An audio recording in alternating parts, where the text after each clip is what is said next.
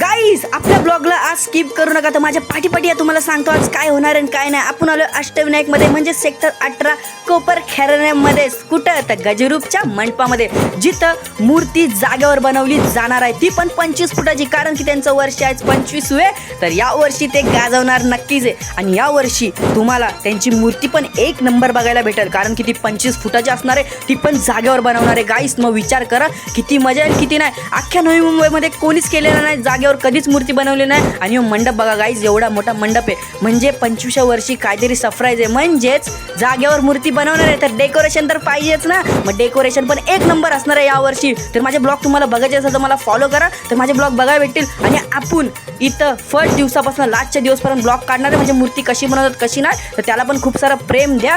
आणि गाईस यावेळी अष्टविनायक फॉर्ममध्ये असणार आहे वाटतं, कारण की 25 फुटाची मूर्ती ती पण मंडपामध्ये बनवणार आहे. तर ब्लॉग बघण्यासाठी थँक्यू सो